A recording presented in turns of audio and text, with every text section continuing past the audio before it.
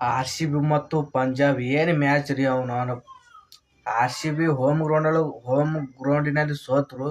Punjab home ಗ್ರೌಂಡಲ್ಲಿ ನಾಯಿ ಹೊಡೆದು ಆರ್ ಸಿ ಬಿದವರು ಪಂಜಾಬ್ ಟೀಮಿಗೆ. ಯಾ ನಮನಿ ಬ್ಯಾಟಿಂಗ್.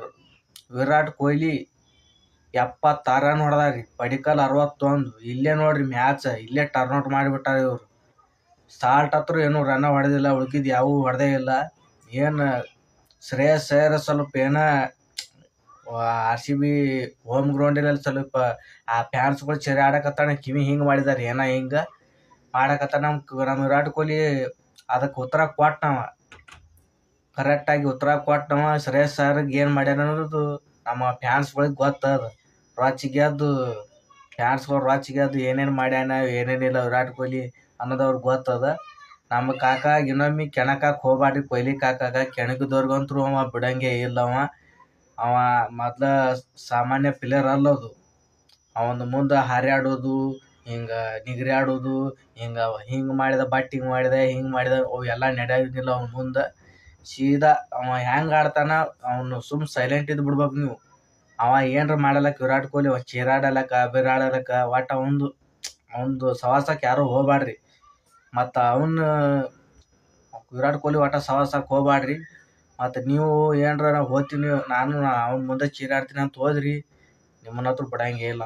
ನೆಕ್ಸ್ಟ್ ಮುಂದಿನ ಮ್ಯಾಚಿಗೆ ಮನೆ ಅಂಗಳದಲ್ಲಿ ಸತತವಾಗಿ ಮೂರನೇ ಪಂದ್ಯ ನಮ್ಮ ಆರ್ ಸಿ ಬಿ ಟೀಮ್ ಸೋತದ. ಇದೇ ಚಿನ್ನಸ್ವಾಮಿ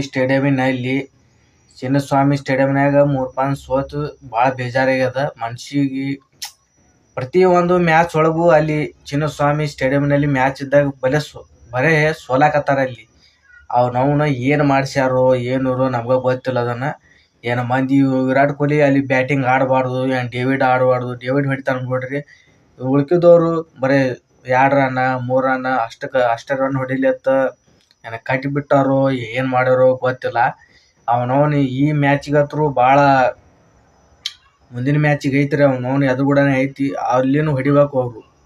ಅಲ್ಲಿ ಯಾಕೆ ಗೆಲ್ಲಲ್ಲ ನಮ್ಗೆ ಗೊತ್ತಾಗವಲ್ತದು. ಮೂರು ಮ್ಯಾಚ್ ಆಯ್ತು ಸೋಲಾಕತ್ತಲ್ಲಿ.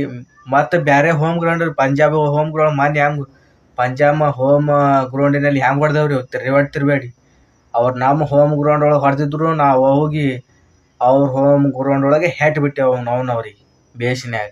ನಮ್ಮ ಚಿನ್ನಸ್ವಾಮಿ ಸ್ಟೇಡಿಯಂನಲ್ಲಿ ನಮ್ಮ ಆರ್ ಸಿ ಬಿ ಹುಲಿಗಳು ಆಡಬಾರ್ದಂತ ಲಿಂಬಿಕಾಯನ್ನು ಅಲ್ಲಿ ಸ್ಟೇಡಿಯಂನಾಗ ಕಟ್ಟಿಬಿಟ್ಟಾರ ಅವರು.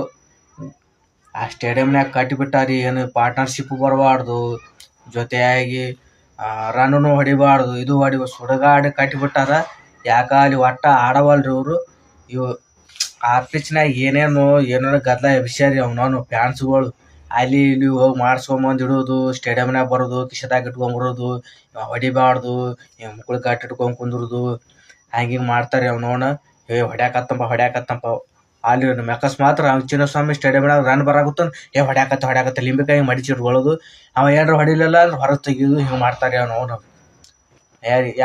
ಯಾವ ಫ್ಯಾನ್ಸ್ಗಳು ಮಾಡಕತ್ತಾರ ಅಂದ್ರೆ ನಿಮಗೆ ಗೊತ್ತೈತಿ. ಅಂಕಲ್ ಮುಕ್ಕಳಿ ಅವರು ಈ ಕಡೆ ಅವು ಫ್ಯಾನ್ಸ್ ಒಂದಿಷ್ಟು ಮಂದಿ ಆರ್ ಸಿ ಬಿ ನೋಡೇ ಹುರ್ಕೊಂಡು ಸಾಯಕತ್ತಾರಿ ಅವನವನು.